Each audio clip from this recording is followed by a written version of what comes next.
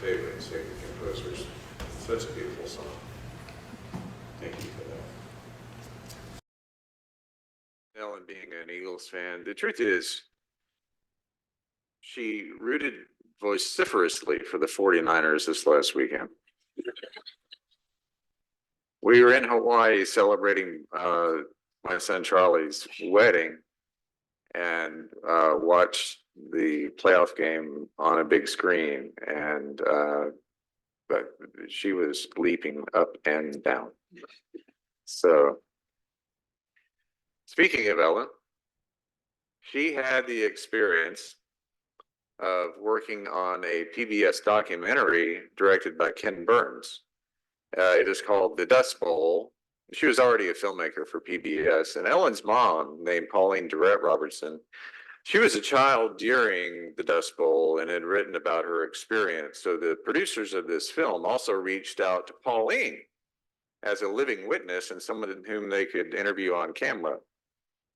The film tells the story of that massive environmental and economic and social disaster of the 1930s and its impact on families and communities. In an area that stretched from the Dakotas to the north, down to Texas in the south, and Colorado all the way east to Missouri. Not many people today remember the Dust Bowl. It was overshadowed by the Great Depression and later World War II, but up to that time, it was the largest environmental catastrophe ever caused by humans, at least a disaster that you could see unfolding in real time. Now, over the decades in the early 20th century, millions of acres of natural grassland, which had held soil in place, was plowed up to grow wheat and corn and other crops. And in the rush for profits, they used techniques that worked against nature instead of working with it. Periods of drought year after year and not enough water to irrigate turned the land bone dry. And then when the wind swept down from Canada and the Rockies across the Great Plains, clouds of dust formed that reached up miles into the air. Angry, boiling masses of suspended topsoil, fine and deadly particles, if you breathe them in, would obliterate entire cities. People described it in apocalyptic terms like it was something from out of the Old Testament. It created a nightmarish landscape. People and animals, vehicles and roads, homes and barns and buildings were simply buried. Dust invaded every nook and cranny. You slept in it, you wore it, you ate it. The dust conducted static electricity. People were literally electrocuted when they would reach out to touch the handle of their car door. The dirt and the dust carried 500 miles all the way to the East Coast, even coating the White House desk of Franklin Roosevelt. Many people, tenant farmers especially, moved west to escape, starting a mass migration right here to California. Many of the people who remained there in the Great Plains went insane and committed suicide in huge numbers. Thousands of adults and children died from dust pneumonia. No one knows how many. Vast numbers of people became homeless and just simply disappeared. No one had ever seen anything like it. But despite all that, many people stayed in the Great Plains and survived. And those folks who were children at the time, like Pauline, became the stars of this documentary. So Ken Burns' crew interviewed Pauline and others, and they wept openly as they told of the fear and the hardships of burying their siblings and their parents, and the sheer terror of ominous black walls of dust appearing in the distant sky and then swallowing them up before they could run to safety. One of the main points of the Dust Bowl documentary is that, as bad as it was, the very same land management mistakes that resulted in that disaster are being repeated all over again. Combined with the effects of the climate crisis, another Dust Bowl is not only possible, but quite likely. And this time, our ability to produce enough food to feed our own population will be in serious jeopardy. Now, I know that sounds pretty bleak, and there are smart farmers and scientists working to avert that, but the larger lesson of the Dust Bowl really is about human resilience. The Dust Bowl lasted 9 long years. It's a true story about taking a journey through an extremely difficult and long moment in time and coming out on the other side. The best book I've ever read about that is called The Worst Hard Time by the author Timothy Egan. It's a great book, but it's also a great title because it affirms that hard times are part of the human experience. Every generation slogs through a hard time or a sequence of hard times, and yet somehow we persevere. My own mother, whose name was also Pauline, just like Ellen's mom, grew up as one of 9 children in the piney woods of East Texas, which I can assure you is still another world. When I asked her what it was like to live through the Great Depression, she said they just shrugged and laughed at the newspaper headlines about all the hard times people were going through across the country, mass unemployment, banks closing, people hungry and homeless. They laughed not out of cruelty, but out of grim familiarity, because where she lived, that had been their reality as long as anyone could remember. Many people had no electricity or running water or access to health. Having enough food to go around was never guaranteed. So for them, the Depression was business as usual. It didn't make things any worse. It certainly didn't make things better. I asked her, how did you make it through all of that? And she said, well, we had our family, we had our community, and we had our faith in God. We relied on each other.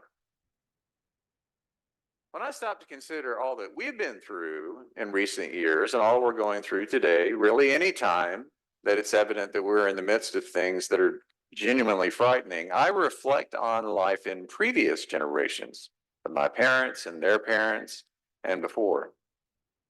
Now, I don't need to go down any rabbit hole of all this stuff that frightens us today. Climate crisis, the armed conflicts that seem just to go on for, the absurdity of politics, the culture wars that play out nationally and locally. Now, I don't want to bury my head in the sand. I want to be alert to what's going on, but I will admit that there are times when I would prefer to be blissfully ignorant. And I think it's actually is to have the option to be ignorant, because I've had some moments when I've taken time off, when I've been traveling or on vacation. And one of the reasons those experiences have been felt so relaxing and regenerating was that I had not looked at any news for a few days. If nothing else, it made me appreciate that I'm privileged enough to have the option of not paying attention to the news, but not everyone has that luxury. More importantly, it affirmed that my concern or worry about anything, my worry in itself, really doesn't do much to change that thing that I am worried about, whatever it is. The only way to truly alleviate that worry is found in how I respond to it, both how I respond internally and how I get in response for the common good, and that's also a choice. So increasingly, with any concern I might have, I look at the big picture in as much as I can gain that perspective. For me, the big picture means that I think about the past, about struggles others went through and how they responded. I recall all the brave Paulines in all of our lives. Now, I know they wouldn't call themselves brave, but the hard times they lived through were genuinely hard. They were scary and they were uncertain. It took courage just to get out of bed every day. By comparison, my life is so easy.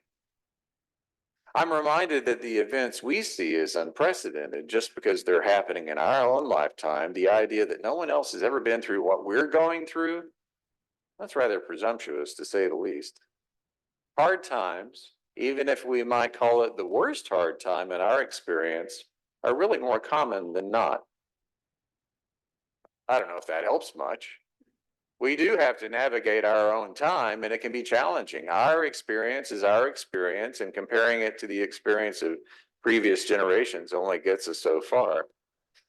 During the long months of the COVID pandemic shutdown, I pondered that a lot. I wondered if that was my generation's worst hard time.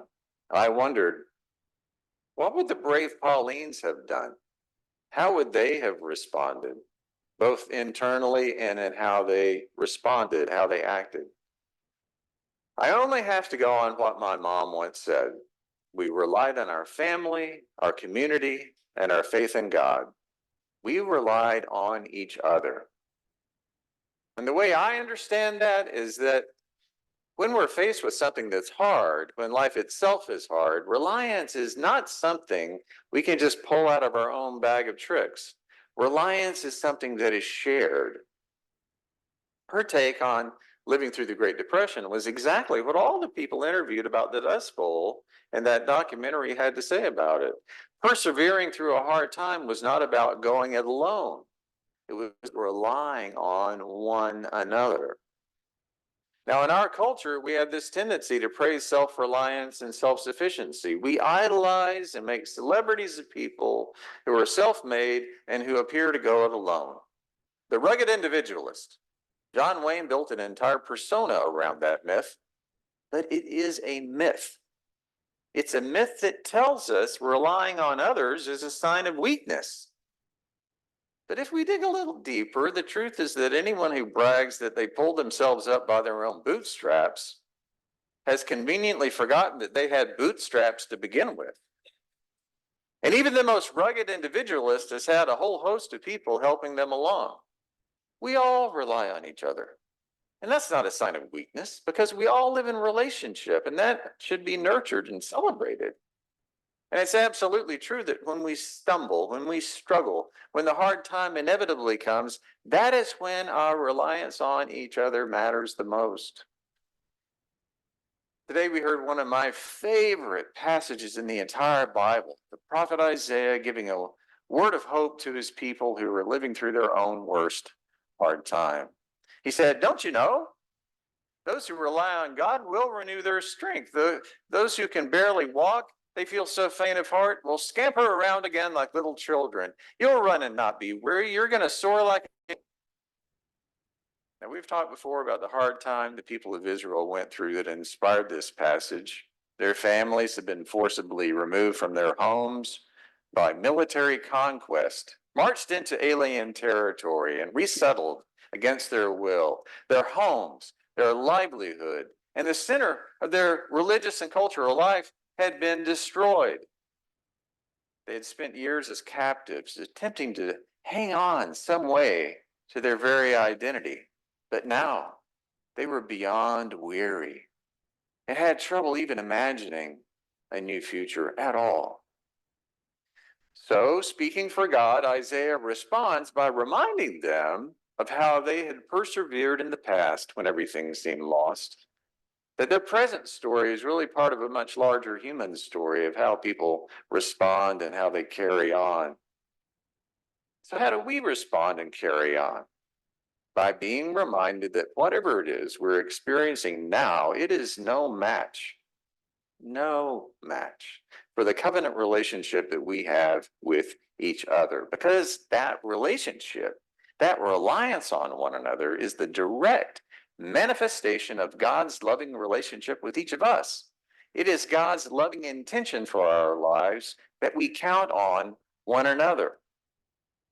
So the extent to which we can each believe in each other, trust in each other, help each other, celebrate and mourn with each other, live through anything with each other, be there for each other, that is exactly how God is made real in our lives. That's how the people of Israel way back then and any subsequent generation, and how we today persevere and thrive and have hope, no matter how grim the news of the day might be. We have each other. And our shared belief that living within each of our hearts and through our hands and our feet and our voices and our actions, that is where the very love of God is found. A love that's more powerful and persistent and enduring than any hard time. And it's not an abstract kind of love. It's not just an ideal, because God is not some kind of mythical, inscrutable figure with a long white beard lounging up on some high cloud in the heavens. God is right here in you and in me. God was made flesh and blood in Jesus of Nazareth, but God's also powerfully made real in each and every one of us. That's exactly what Jesus taught and embodied. And we see it, and we know that in our bones through that love of God that we share. It's the love we see in each other's eyes when we pass the peace of Christ to each other. It's the love we hear when Fred plays and the choir sings. It's the love we feel when a friend here checks up on us when we're sick or brings us a meal. It's the love we put into action when we collect food for others who are hungry. It's the love that knows no boundaries when we welcome people into our church who are unwelcome elsewhere because maybe, well, they're gay.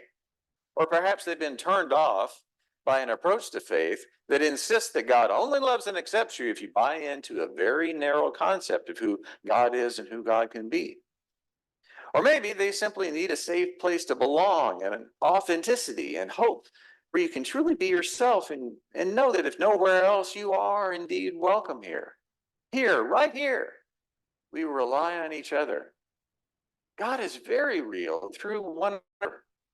In wonderful times and hard times and everything in between, we can and we will persevere. We can and we will have hope and renew our strength and sprint like children and soar like eagles.